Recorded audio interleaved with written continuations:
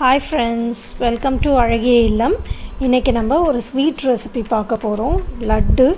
இது நம்ம ஊரோட ட்ரெடிஷனலான ஒரு டிஷ். நிறைய பேருக்கு பிடிச்ச ஒரு டிஷ். வாங்க இப்போ எப்படி செய்யலாம்ங்கறத பார்க்கலாம். இப்போ இதுக்கு தேவையான பொருள் கடலை மாவு. நான் வந்து 200 கிராம் ஒரு கப் கிட்ட எடுத்துர்க்கேன். ஒரு கப் கடலை மாவுக்கு 1.5 கப் சர்க்கரை எடுத்து வச்சிருக்கோம். அப்புறம் முந்திரி, திராட்சை, அப்புறம் ஏலக்காய் தூள் பண்ணி வச்சுருக்கேன், நெய், அப்புறம் பச்சை கற்பூரம், கொஞ்சமாக ஒரே ஒரு கற்பூரம் சேர்த்துக்க போகிறோம். இப்போ நம்ம எடுத்து வச்ச கடலை மாவில் தண்ணி விட்டு நல்லா கரைச்சிக்கணும். லம்ஸ் எதுவும் இருக்கக்கூடாது. லம்ஸ் இல்லாத மாதிரி நல்லா கையை விட்டு கரைச்சிக்கோங்க.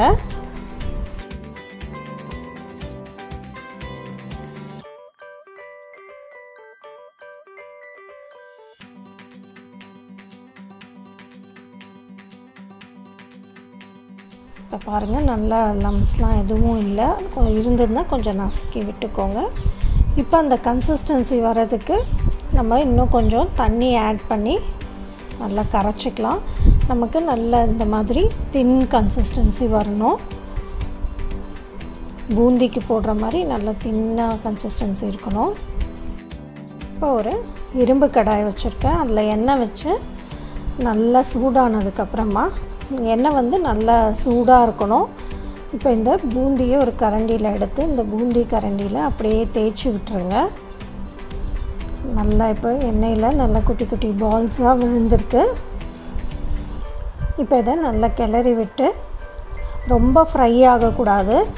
நம்ம கார பூந்தி செய்கிறதுக்கு தான் நல்லா ஃப்ரை ஆகணும். லட்டுக்கு வந்து ஒரு ஹாஃப் குக்டாகவே சாஃப்டாக இருக்கும் போதே நம்ம இதை எடுத்துடணும். அந்த எண்ணெய் பொங்குறது அடங்கின உடனே நம்ம எடுத்துடலாம். இப்போ நமக்கு பூந்தி வந்து ரெடி ஆகிடுச்சு. பாருங்கள், இந்த மாதிரி இருக்கும் போதே நம்ம எடுத்து ஒரு கிண்ணத்தில் போட்டு வச்சிடணும். இப்போ இதே மாதிரியே எல்லா மாவையும் நம்ம பூந்தி போட்டு வச்சிடலாம். கொஞ்சம் ஹை ஃப்ளேமில் வச்சு போட்டோம்னா நல்லா அப்படியே குண்டு குண்டாக வந்துடும்.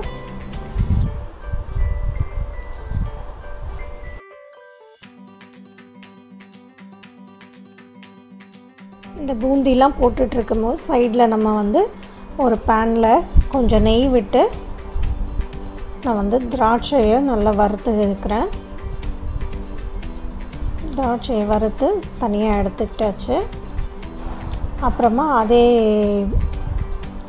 கீயில் நம்ம வந்து முந்திரி கொஞ்சம் சின்ன சின்ன பீசஸாக இது பண்ணி கட் பண்ணி அதையும் நல்லா கோல்டன் ப்ரௌன் ஆகிற வரைக்கும் நம்ம வறுத்து எடுத்துக்கலாம். இப்போ அந்த பேனில் நம்ம சர்க்கரை ஜீரா காய்ச்சிக்க போகிறோம். அதுக்கு இந்த 1.5 கப்பு சர்க்கரையை நான் அதில் போட்டுட்டு, அந்த சர்க்கரைக்கு லைட்டாக மூழ்கிற அளவுக்கு தண்ணி விட்டு நல்லா நம்ம கிளறி விட்டு அதை கொதிக்க விடணும். நம்ம கம்பி பதத்துக்கு கொண்டு வர போகிறோம். ஒரு கம்பி பதம் தான் வரணும். ஸோ இப்போ நல்லா கிளறி விட்டுக்கோங்க. அந்த சர்க்கரைலாம் நல்லா அதில் கரைஞ்சிடட்டும். இப்போ இது நல்லா கொதிச்சிட்ருக்கு. பாருங்கள், நல்லா கொதிச்சிருச்சு. இப்போ ஒரு கம்பி பதம் நமக்கு கிடச்சிருச்சு. இப்போ உடனே ஆஃப் பண்ணிடணும். இதுக்கு மேலே போச்சுன்னா அது வந்து கட்டி ஆகிடும். இப்போ பூந்தியும் எல்லா பூந்தியும் நம்ம போட்டு எடுத்துட்டாச்சு. இப்போ ஒரு கைப்பிடி பூந்தியை நான் வந்து மிக்ஸி ஜாரில் 1-2 போட்டு அரைச்சி எடுத்துருக்கேன். அப்போ நம்ம பிடிக்கிறதுக்கு நல்லாயிருக்கும். இப்போ நம்ம பூந்தியில் ஏலக்காய் தூள் சேர்த்துடலாம். அப்புறம் பச்சை கற்பூரம் இந்த மாதிரி நல்லா நசுக்கி போட்டுக்கோங்க, கொஞ்சமாக போட்டுக்கோங்க. அப்புறம் நம்ம வறுத்து வச்ச திராட்சை, முந்திரி எல்லாத்தையும் இந்த பூந்தி கூட சேர்த்துடலாம். இப்போ நம்ம ரெடி பண்ணி வச்ச சர்க்கரை ஜீராவை இதெல்லாம் நல்லா சூடாக சேர்த்துடணும். இப்போ கொஞ்சம் பாதிக்கு மேலே சேர்த்துக்கிட்டு நல்லா கிளறி விட்டுக்கிறேன். இந்த கரண்டியோட பின்பக்கத்தை வச்சு நல்லா கிண்டி விட்டுக்கலாம். இப்போ எல்லாத்தோடையும் இந்த சர்க்கரை ஜீரா நல்லா சேரணும்.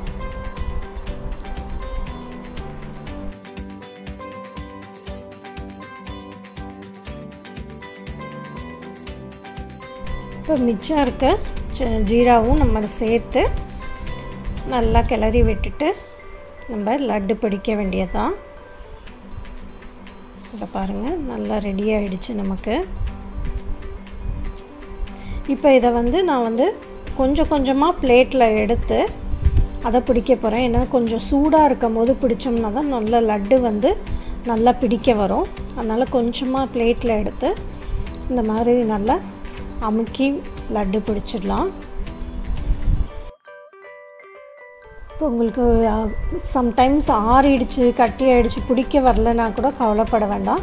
சும்மா லைட்டாக தண்ணி தெளித்து கொஞ்சம் இன்னொரு முறை அடுப்பில் வச்சு நீங்கள் அந்த பூந்தி இதை லைட்டாக ஸ்லோ ஃப்ளேமில் வச்சு கிண்டிட்டிங்கன்னா சூடாகிடும்.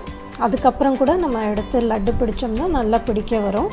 இப்போ பாருங்கள், நம்ம ஒரு லட்டாக பிடிச்சி வச்சிடுறோம். அவ்வளோதான், இப்போது எல்லா லட்டையும் பிடிச்சாச்சு. சூப்பராக நமக்கு லட்டு ரெடி ஆகிடுச்சு. சூப்பர் டேஸ்ட்டாக இருந்தது. இப்போ கிட்டத்தட்ட ஒரு 20 லட்டு கிட்ட நமக்கு இந்த ஒரு கப்பு 200 கிராம் கடலை மாவில் கிடச்சிருக்கு. ட்ரை பண்ணி பாருங்கள், ரொம்ப டேஸ்டியான டிஷ்ஷு. நன்றி.